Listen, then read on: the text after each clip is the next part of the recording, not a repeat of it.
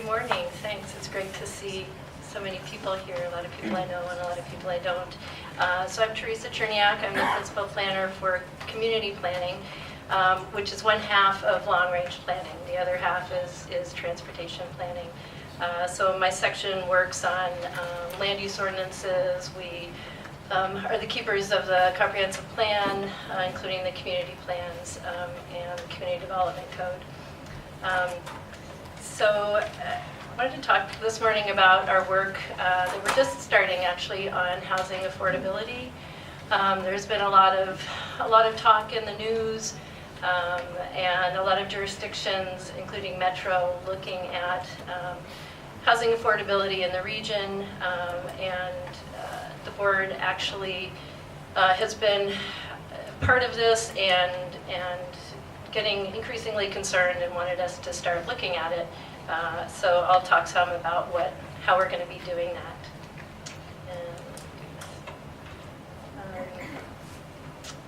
So just a little bit about why we're looking at housing affordability.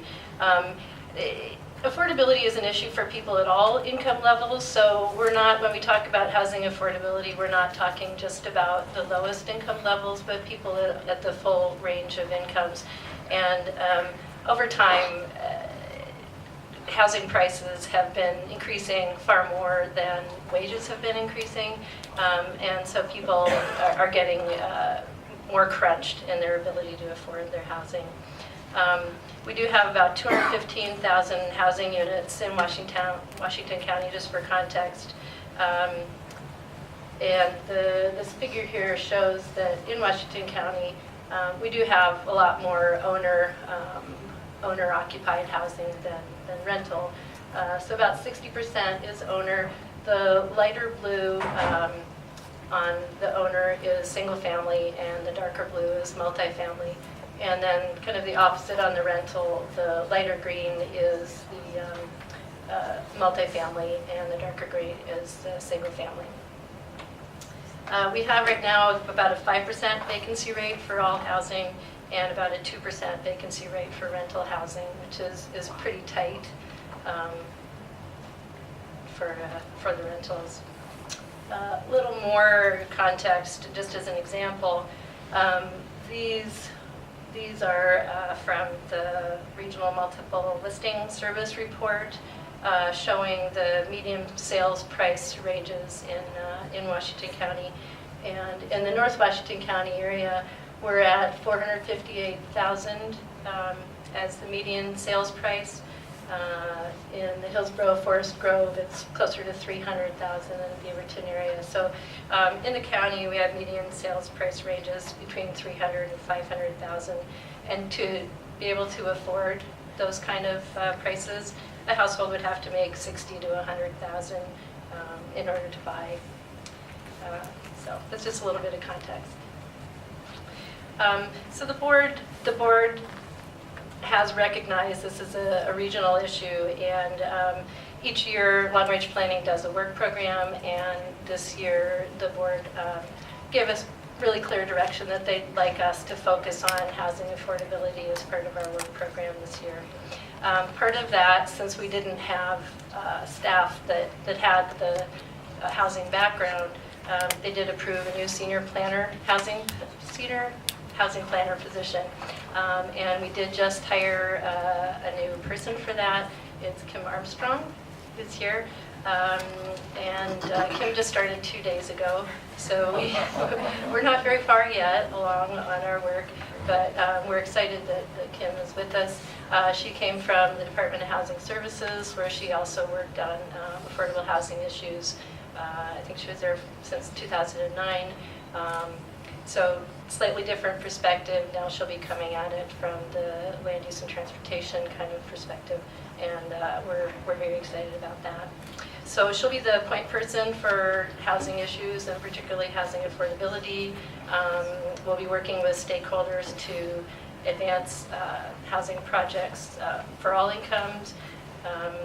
She'll be looking at the community development code and facilitating code revisions as needed as we kind of sort through this that might help make housing a bit more affordable. and also shepherding affordable housing projects through the land use process. So the new task that we had in our work program specific to affordable housing was to have this person explore options for encouraging development of housing affordable for people at all income ranges. Some of the different ways that we might be looking at that include looking at our development requirements and seeing if there are ways to adjust those to help affordability. That might include parking standards, flexibility in zoning, possibly subsidizing fees and taxes, and looking at density bonuses.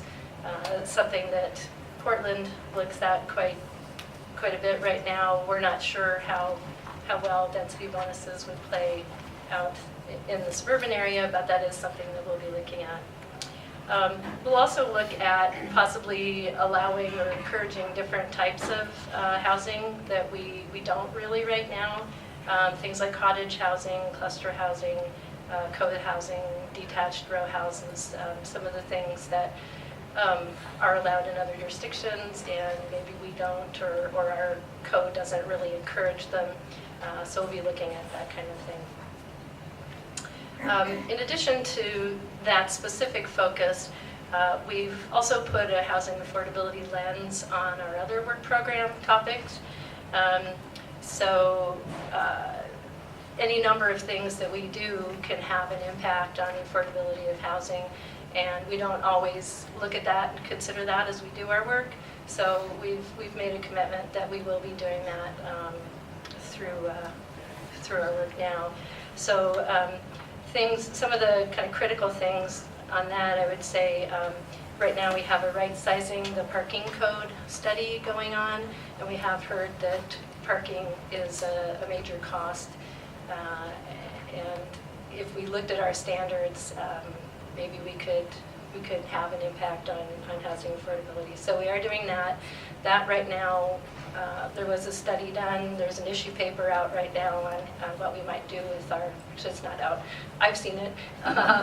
So it's in draft form right now. It'll be out within the month, I imagine. A couple of the things, transportation development tax and SDCs, we are doing a review of our program right now and potentially updating that. We do have a specific project, the Murray Cornell site, where we have a proposal and we're working with a nonprofit housing group to do a redevelopment there. So we've actually applied for an equitable housing grant from Metro to help that project along, as well as look at a couple other sites in the county, potentially in Aloha, and another one that we haven't determined yet, to kind of drill down at a development site level and do a case study about what are the impacts of our regulations, how might we address those to increase affordable housing options.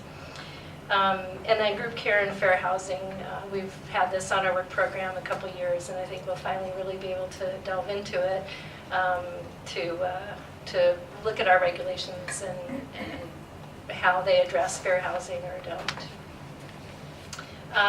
Aloha Tomorrow, I just put this up as something, it's a pretty big project for us right now. It's a $400,000 grant from Metro, and we will be looking at kind of taking the Aloha Reedville study one step further, getting into more detail about the town center and the town center planning. How do we encourage housing and commercial development there?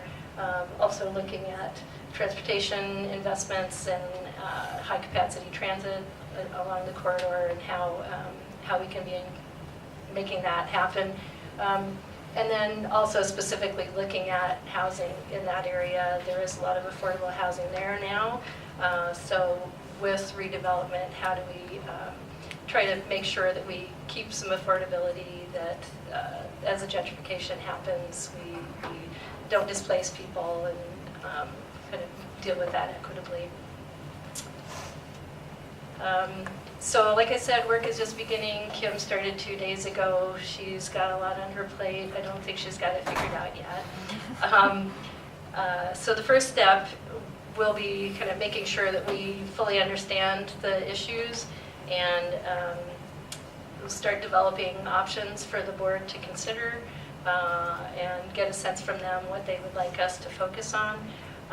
But definitely an important part of this will be getting feedback from the community and particularly the development community and other stakeholders. So we do want your input and would be happy to talk with you after the meeting. And we will have a sign-up sheet that if you have interest in possibly participating in other forums, work groups, that sort of thing. If we could get your contact information, that would be great for us then to have that as a resource. So with that, I'd be happy to, I guess Steve will field the questions. Sure. Any questions for Teresa about the housing affordability